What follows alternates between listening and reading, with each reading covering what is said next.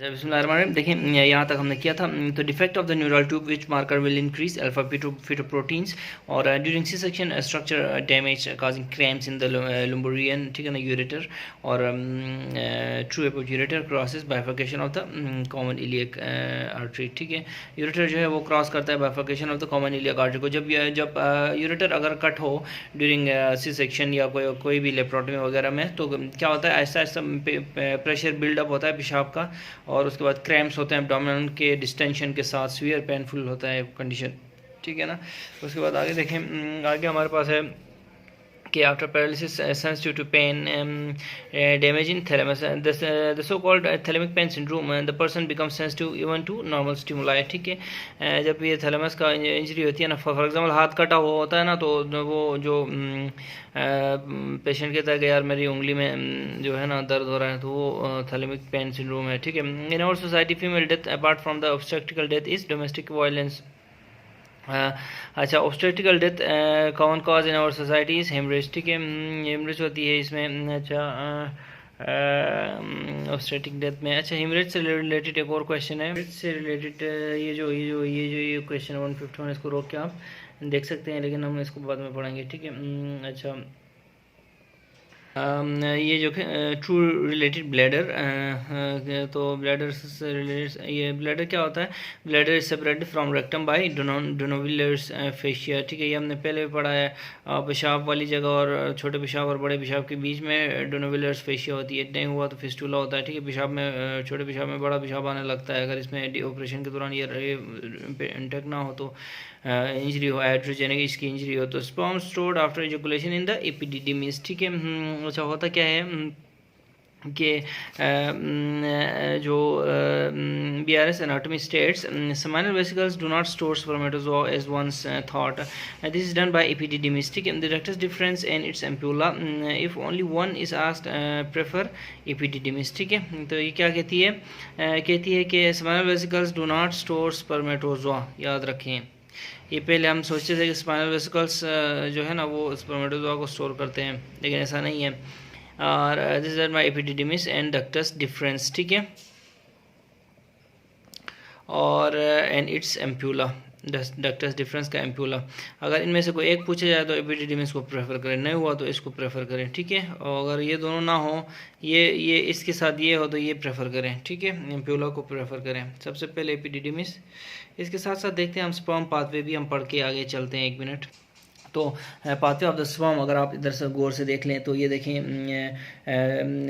During ejaculation सेपिनिफेरस tubules, उसके बाद epididymis, उसके बाद वास डिफरेंस, उसके बाद इजैकुलेटरी डक्ट्स, ठीक है ना, और उसके बाद यूरेथ्रा और पेनिस, ठीक है। तो इस तरह आपने इसको याद रखना है।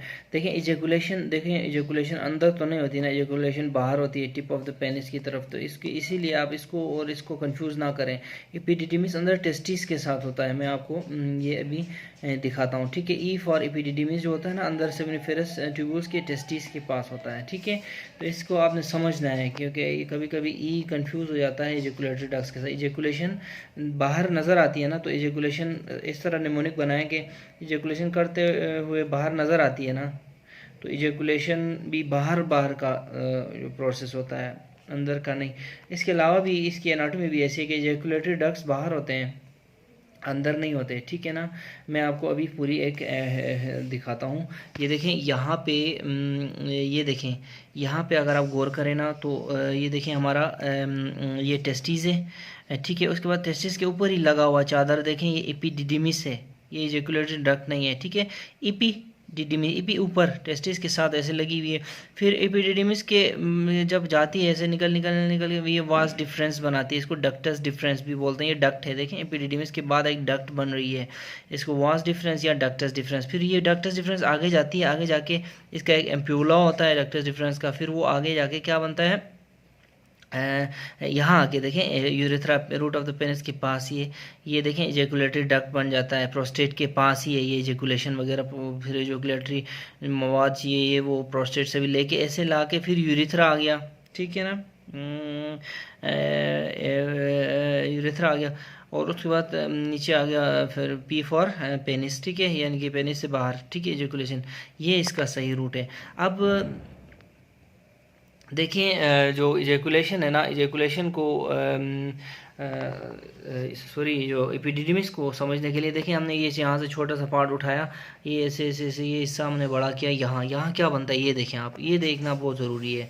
ये देखें यहाँ पे आपको ऐसे किडनी टाइप एक चीज़ नज़र आ रही है, ये इसका हाइला सा और बन रहा है। फिर यहाँ से देखो एक और चीज़ ऐसे नज़र आ रही है ऊपर, ठीक है ना। तो ये जो है ना, एक मिनट, तो ये देखें यहाँ से इस तरफ एक सेपरेशन बन रही है, यहाँ से इस तरफ एपिडिडिमिस है और यहाँ से इस तरफ टेस्टिस है। अब देखते हैं टेस्टिस में क्या क्या चीज़ें हैं। टेस्टिस में ये देखें, ये गोल सा ये टेस्टिस हो गया। इसके देखें दो पार्ट्स हैं, अंदर देखें सेमिनिफेरस ट्यूब्यूल्स हैं, ये सेमिनिफेरस ट्यूब्यूल्स हैं, ये सारे जो हैं सेमिनिफेरस ट्यूब्यूल्स। दो सेमिनिफेरस ट्यूब्यूल्स के बीच में ये देखें सेप्टा आ रहे हैं, ये बीच में ये जो सेप्टा नज़र आ रहे हैं ये आ रहे हैं। फिर उसके बाद क्या है, इनके बाहर, इन ट्यूब्यूल्स के बाहर जो स्पेस है उसको ट्यूनिका एल्बुजिनिया बोलेंगे हम, ठीक है।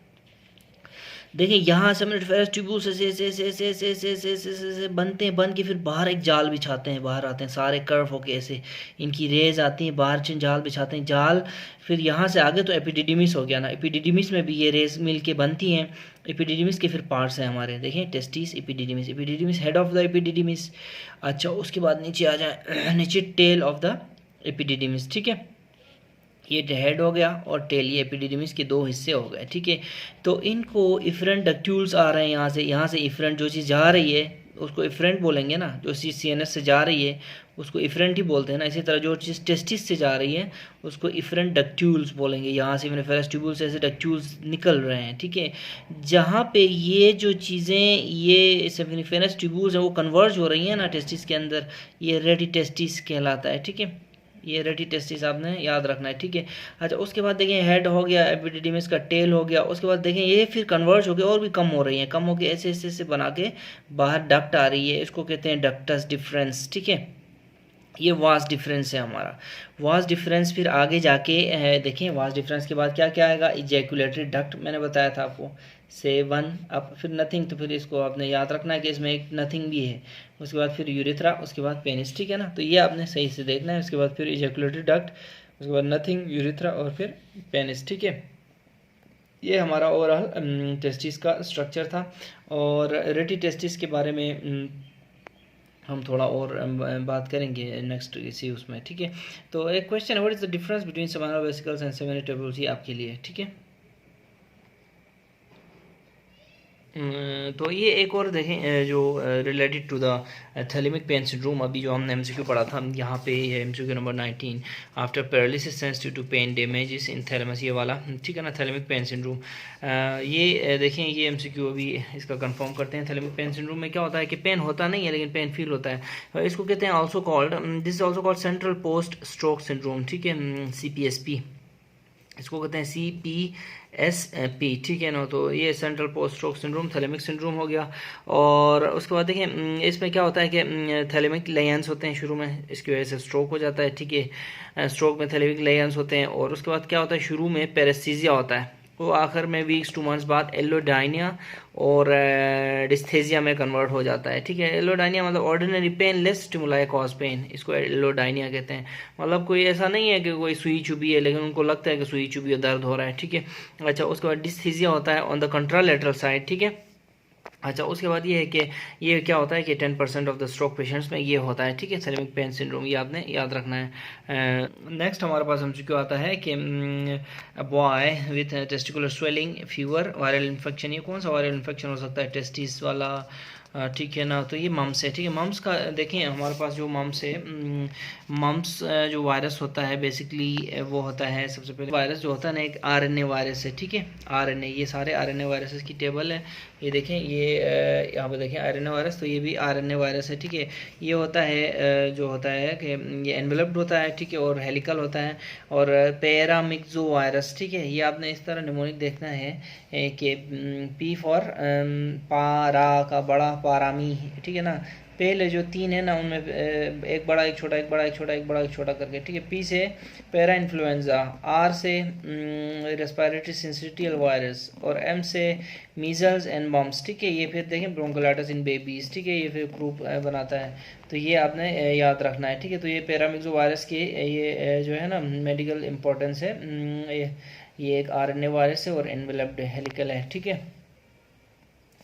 और अभी देखें मम्स क्या है। मम्स अगर आप देखें तो ये देखें सबसे पहले इसकी आपने देखें हम MMR जब बच्चों को लगाते हैं तो उसकी वजह से इसकी वो कम हो गई है, ठीक है। अनकॉमन है ये अभी। तो इसके में पॉम्प याद रखना है आपने, P for parotitis, O for orchitis, यही हमारा MCQ है टेस्टिकुलर स्वेलिंग वाला, M for meningitis and P for pancreatitis. इसमें स्टेरिलिटी भी हो सकती है स्पेशली आफ्टर प्यूबर्टी, ठीक है। तो ये पॉम्प है, ठीक है। ये देखें इसमें आपकी पेराटाइटिस हो रही है, ठीक है। अच्छा, उसके बाद जो निमोनिक है, mumps can make your parotid glands and testes biggest pomps, ठीक है।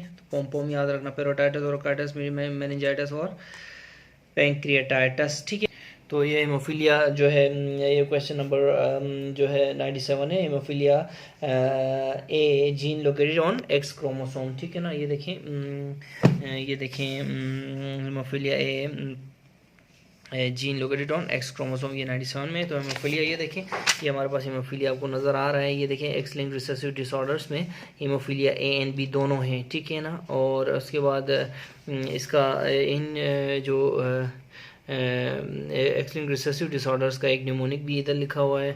Obvious female will often give her boys her x linked disorders.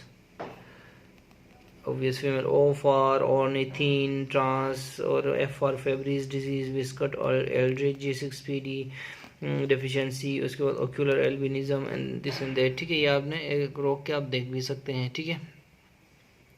अच्छा, इसके जो X-linked recessive disorders हैं, sons of heterozygous mothers have a 50% chance of being affected, ठीक है। No male to male transmission होती है इसमें, स्किप्स जनरेशन, ठीक है। X-linked recessive, ठीक है। यानी कि जो हेट्रोजाइगस मदर्स है ना उनको have a 50% chance of being affected, ठीक है। इसमें commonly more severe in males, ठीक है ना। X-linked recessive diseases are more severe in males. Females usually must have a homozygous, females usually must be homozygous to be affected, ठीक है। ये X-linked recessive का कमाल है। MCQ है कि middle meningeal artery passes through foramen spinosum. ये foramina वाली वीडियो में हमने पढ़ा था कि मिक्स्ड मार्शल आर्ट्स के जो प्लेयर्स हैं वो ब्रेक द स्पाइन, वो अगर लड़ते हैं ना तो स्पाइन को ब्रेक करते हैं। तो इसलिए मिक्स्ड मार्शल आर्ट्स याद रखें और स्पाइनोजम याद रखें। नीचे आ जाएँ, labia majora vesicles, lymph nodes अगर इन्वॉल्व कौन से होंगे अगर लेबिया मेजोरा में कोई वेसिकल हो तो medial superficial inguinal lymph node. देखें मीडियल मेजोरा जो लेबिया मेजोरा होता है ना, वो इस तरह इसको आपने याद रखना है। कुछ जो टाइट जब जो कपड़े पहनती है ना लड़कियां, तो ये लेबिया मेजोरा नज़र भी आता है, याद है। अच्छा, वो नज़र आता है तो फिर क्या होता है कि उसको ऐसे याद रखना है, सुपरफिशियल से नज़र आता है ना, तो मीडियल सुपरफिशियल इंगाइनल लिम्फ नोड ये आपने याद रखना है, ठीक है ना। और SIN याद रखना है, SIN सिन, ठीक है। उसके बाद देखें true about inferior vena cava commences at L5। देखें इन्फीरियर वेना कावा जो होता है ना वो बनता है L5 के लेवल पे, ठीक है। इसके अलावा आपने वो मशहूर बाइफर्केशंस याद है आपको। देखिए मैं आपको बताता हूँ बाइफर्केशंस जो हैं, ये देखें ये हमारे पास मशहूर फेमस बाइफर्केशंस हैं। बाइफर्केशंस ये देखें इनको बाइफर्केशंस तो हम नहीं बोलते, बाइफोरकेशंस बोलते हैं। क्यों? क्योंकि C4 T4 L4 है। Common carotid artery bifurcates at C4, trachea bifurcates at T4, abdominal aorta bifurcates at L4, ठीक है ना। ये आपने याद रखना है। अच्छा, इसके अलावा हमने यहाँ पढ़ा MCQ में कि ये देखें कि जो इन्फीरियर वेना कावा है वो 6 L5 पे बनता है, ठीक है। इसके अलावा देखें C6 में एक खास पॉइंट है, क्रिकॉइड कार्टिलेज होता है C6 के लेवल पे, और beginning of trachea and oesophagus होती है at the C6 level. Additional ये इन्फो है तो ये इन्होंने हमें दी है। ये देखें C6 पे क्रिकॉइड कार्टिलेज होता है और beginning of trachea and oesophagus होती है। बाकी ये दोनों हमने पढ़े हैं, ठीक है। उसके बाद नीचे आ जाए, नीचे boy at age of 14 years, history of 4 days of fever generalised lymphadenopathy and purpuric rash, ठीक है ना, इन्फेक्शियस मोनोन्यूक्लियोसिस। ये जो ना ये लड़का थोड़ा शरारती होगा, कहीं जाके किसिंग विसिंग की होगी, ठीक है, इसको किसिंग्स डिजीज़ कहते हैं। जब टीन्स हम जब जाते हैं ना स्कूलों में इधर उधर तो किस करते हैं तो फिर उनको लग जाती है इन्फेक्शियस मोनोन्यूक्लियोसिस, ठीक है। इसके बारे में हम थोड़ा सा और पढ़ते हैं, 1 मिनट। तो G6PD बाइट सेल्स, तो देखते हैं क्या है कि देखें जब हमारी जो G6PD लग जाती है मरीज़ को, तो क्या होता क्या है कि ये देखें सबसे पहले उसमें हाइंस बॉडीज़ आ जाती हैं सेल में ना, RBCs में। ये देखो RBC इंक्लूजन्स में है ये हाइंस बॉडीज़, ठीक है। इसमें क्या होता है कि ये देखें कि ये आप क्लोज अगर देखें ना तो ये इस तरह RBC इंक्लूजन इसका ऐसे करके इस साइड में ये बना हुआ है। अब इसको हमारी जो G6PD में ये नज़र आता है, इसको जब हमारे फेगोसाइट्स जब बाइट करते हैं ना इसको, तो फिर बाइट सेल नज़र आता है, ठीक है। तो इसको बाइट सेल कहते हैं, ठीक है। होता क्या है प्रोसेस में, इसका जो प्रोसेस है नोट्स में देखते हैं कि ऑक्सीडेटिव जो स्ट्रेस है, ठीक है, उसकी वजह से हीमोग्लोबिन नेचर एंड प्रेसिपिटेट्स, इसको हाइंस बॉडीज़ कहते हैं। ये देखें ये हीमोग्लोबिन डी नेचर हुआ है और प्रेसिपिटेट किया है। अब इसको फिर हमारे फेगोसाइट्स देखते हैं और उसको पकड़ते हैं और बाइट करने की कोशिश करते हैं, तो वो सेल्स ऐसे नज़र आते हैं इसके। फिर सेल्स ऐसे यहाँ से ऐसे करके ऐसे ऐसा लगता है जैसे गोल सी चीज़ को हमने ऐसे बाइट लिया हुआ है, तो इसको बाइट लिया हुआ है, ठीक है।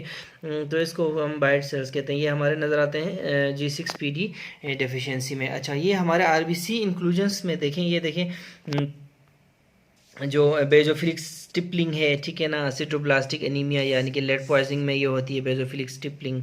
उसके बाद देखें थैलेसीमियाज में भी होती है, माइलोडिस्प्लास्टिक सिंड्रोम्स में होती है। उसके बाद देखें ये होवल जोली बॉडीज़ हैं seen in patients with functional hyposplenic और एसिप्लिनिया, ठीक है, ठीक है। उसके बाद देखें पपेनहीमर बॉडी से इनको कहते हैं सिट्रोसाइट्स, ठीक है ना, सिट्रोब्लास्टिक एनीमिया में ये नज़र आती हैं, ठीक है। इसके बारे में हम बाद में भी देख लेंगे, ठीक है। लेकिन ये देखें सबसे पहले कि अब देखते हैं G6PD है क्या चीज़ बेसिकली ना। सबसे पहले तो देखें ये एक एनीमिया की टाइप्स है, ठीक है। G6PD एनीमिया देखें, एनीमिया अगर 3 टाइप्स की, मेन जो 3 टाइप्स हैं इसकी देखें। सबसे पहले माइक्रोसिटिक है। माइक्रोसिटिक का मतलब अगर तो MCV उसका जो है ना, MCV 80 FL से नीचे है ना तो उसको माइक्रोसिटिक कहते हैं, ठीक है। अगर MCV 80 और 100 के बीच में है तो इसको नॉर्मोसिटिक कहते हैं। अगर ऐसे MCV 100 से ऊपर है, ग्रेटर देन 100 है, तो मैक्रोसिटिक कहते हैं। ये सब कंडीशंस में सर्टेन डिजीज़ होती हैं तो ये पैदा होती हैं, ठीक है। तो हम फिलहाल माइक्रोसिटिक और मैक्रोसिटिक को रहने देते हैं, लेकिन नॉर्मोसिटिक को हम क्लासिफाई करते हैं। नॉर्मोसिटिक में 80 to 100 का जो है ना वो नॉर्मल होता है, ठीक है। तो ये देखें 80 से छोटा है तो माइक्रोसिटिक, 100 से बड़ा है तो मैक्रोसिटिक, 80 और 100 के बीच में नॉर्मोसिटिक है। नॉर्मोसिटिक की फिर क्लासिफिकेशन है नीचे। नॉर्मोसिटिक में नॉन हीमोलिटिक आती है और फिर हीमोलिटिक आती है। हीमोलिटिक में फिर इंट्रिंसिक हीमोलिसिस, एक्सट्रिंसिक हीमोलिसिस में ये जो है ना ये क्लासिफिकेशन फिर हमारी इंट्रिंसिक में फिर हमारे पास G6PD डेफिशिएंसी ये इधर आती है, एंजाइम डेफिशिएंसी। इंट्रिंसिक में भी 3 है, membrane defects, enzyme defects and haemoglobinopathies, ठीक है ना, ये 3 है इंट्रिंसिक हेमोलिसिस के अंदर। तो एंजाइम डिफेक्ट्स में हमारे पास सबसे पहले है G6PD डेफिशिएंसी, ठीक है। तो ये हमारा टॉपिक है। इसमें क्या होता है, हाइंस सेल्स होते हैं, फिर फेगोसाइट्स जब हाइंस बॉडीज़ को पकड़ने की कोशिश करती हैं तो फिर बाइट सेल्स बन जाते हैं, ठीक है ना। तो अभी देखते हैं थोड़ा सा और डिग करते हैं इसको। तो सबसे पहले ये देखें कि जो एक्स-लिंक्ड रिसेसिव में G6PD का भी नाम आता है, जहाँ पे हमारा हीमोफीलिया और हीमोफीलिया A और B का नाम था, ठीक है ना। इसके अलावा यहाँ पे एक और एक्स-लिंक्ड रिसेसिव के बारे में ये नोट देखते चलते हैं कि फीमेल्स जो होती है ना टर्नर सिंड्रोम वाली 45XO वाली, they are more likely to have X linked recessive disorder. ये आपने याद रखना है, ठीक है ना। ये निमोनिक्स में जो क्या कहता हूँ ये आ सकता है MCQs में, ठीक है। अच्छा, हमारी G6PD की डेफिशिएंसी की बायोकेमिस्ट्री, ठीक है ना। G6PD को हम कहते हैं ग्लूकोज 6 फॉस्फेट डिहाइड्रोजनेस, ठीक है। इसको कहते हैं ग्लूकोज 6 फॉस्फेट डिहाइड्रोजनेस। ये इंपॉर्टेंट एंजाइम होता है, ये देखें याद रखें। ये देखें ये नंबर 5 स्टेप पे ये जो है ना ये हेक्सोस मोनोफॉस्फेट शंट का एंजाइम है। नंबर 5 देखा है जहाँ पे एरो लगा हुआ है, ग्रीन एरो, ठीक है। तो ये हेक्सोस मोनोफॉस्फेट शंट का एंजाइम है। और क्या है कि ये देखें यहाँ पे ग्लूकोज 6 फॉस्फेट डिहाइड्रोजनेस 5 नंबर पे, और ये देखें 5 नंबर पे हमारा 6 फॉस्फेट डिहाइड्रोजिनेज, ठीक है ना। तो ये HMP भी लिखा हुआ है, देखें HMP का ये एंजाइम है, ठीक है। अच्छा होता क्या है, देखें जो ग्लूकोज 6 फॉस्फेट डिहाइड्रोजिनेज है ना, वो NADP को क्या करता है, वो NADPH में कन्वर्ट करता है। तो NADPH में कन्वर्ट करता है, तो ये NADPH अपना जो इलेक्ट्रॉन है वो ग्लूटाथायोन को देता है और ग्लूटाथायोन को रिड्यूस करता है ना, ठीक है ना। ये देखें ग्लूटाथायोन ऐसे आ रहा है, ऐसे रिड्यूस हो रहा है। तो ये जो ग्लूटाथायोन है ना, जो रिड्यूस्ड ग्लूटाथायोन है, इसके फिर काम है कुछ, इसके काम क्या क्या हैं कि reduced glutathione detoxifies free radicals and peroxides, ठीक है। ये जो है ना फ्री रेडिकल्स और पेरोक्साइड्स को, ये देखें ये ग्लूटाथायोन है, ये GSH ऑक्सीडाइज्ड और ये रिड्यूस्ड, ये क्या करता है, ये आखिर में फिर फ्री रेडिकल्स को क्या करता है और पेरोक्साइड्स को डिटॉक्सिफाई करता है। ये पूरा प्रोसेस है। अब सवाल ये है, सवाल क्या है, सवाल ये है कि अगर G6PD नहीं है, ख़राब है तो क्या होगा, NADPH में कन्वर्ट नहीं होगा, तो NADPH की कमी होगी तो क्या होगा कि ग्लूटाथायोन रिड्यूस भी नहीं होगा। अब ग्लूटाथायोन रिड्यूस नहीं होगा तो ये फिर कैसे काम करेगा, जो काम इसका है, इसका क्या काम है, इसका काम ये है कि डिटॉक्सिफाई करना फ्री रेडिकल्स को और पेरोक्साइड्स को। अब जो फ्री रेडिकल्स और पेरोक्साइड्स हमारे बॉडी में एक्यूमुलेट होते हैं, वो क्या करते हैं फिर, देखें वो decrease NADPH in RBC leads to haemolytic anaemia हो जाती है फिर, and due to poor defence against oxidising agents, ठीक है। तो ये जो हमारे जो ऑक्सीडाइजिंग एजेंट्स हम होते हैं ना, वो जैसे फॉर एग्जांपल फावाबीन्स हो गए, सल्फर ड्रग्स हो गए, नाइट्रोफ्यूरेंटाइन, एंटी मलेरियल्स हो गए, एंटी ट्यूबरकुलोसिस, या फिर इन्फेक्शन खुद एक प्रोसेस है इसका, ठीक है, एग्रेवेट करता है। तो इनको ना पुअर डिफेंस होता है, सिस्टम हमारा कम पड़ जाता है, डिफेंस RBC डिफेंस, जिसकी वजह से क्या होता है कि जो ग्लोबिन होता है ना, वो डीनेचर्स और एक जगह में आके एक्यूमुलेट हो जाता है। वो सेल मैंने आपको दिखा दिया था, उनको हाइंस बॉडीज़ कहते हैं, ठीक है। डीनेचर्ड हीमोग्लोबिन चेन्स को हाइंस बॉडीज़ कहते हैं। तो हाइंस बॉडीज़ को जब स्प्लीन, ये हाइंस बॉडीज़ का वाली RBC जब स्प्लीन में जाती है ना, स्प्लीन के जो मैक्रोफेजेस हैं वो देखते हैं यार कोई नई चीज़ आ गई है ना, उसको हम करके बाइट करते हैं। बाइट करने के बाद फिर होता क्या है कि वो हाइंस बॉडीज़ फिर बाइट सेल्स बन जाती हैं, ठीक है। तो ये एक्सलिन रिसर्च मैंने आपको बता दिया। और इसमें ये देखें increase malaria resistance in Africans is due to this thing, ठीक है। अच्छा होता क्या है कि उसके बाद इन्फेक्शन जो है ना, can also precipitate haemolysis, inflammatory response, क्योंकि इन्फ्लेमेटरी रिस्पॉन्स जो होता है ना, वो फ्री रेडिकल्स बनाता है और वो फिर RBC में डिफ्यूज़ हो जाते हैं, ठीक है, ऑक्सीडेटिव डैमेज करते हैं RBC को। तो ठीक है ना, ये आपने सही तरीके से एक बार फिर देख के रोक के आपने देख लेना है, ठीक है ना। तो हमारी मेन कमी इसमें है, इसमें कमी आती है तो इसमें कमी आती है, इसमें कमी आती है ना तो इसमें कमी आती है। जब इसमें कमी आती हो ना तो ऑक्सीडेटिव फ्री रेडिकल्स और पेरोक्साइड्स में इजाफा हो जाता है, ठीक है ना, इसमें इनमें इजाफा हो जाता है। जब इनमें इजाफा हो जाता है ना तो RBC की ऑक्सीडेटिव डैमेज हो जाती है, ठीक है, ठीक है, ये आपने याद रखना।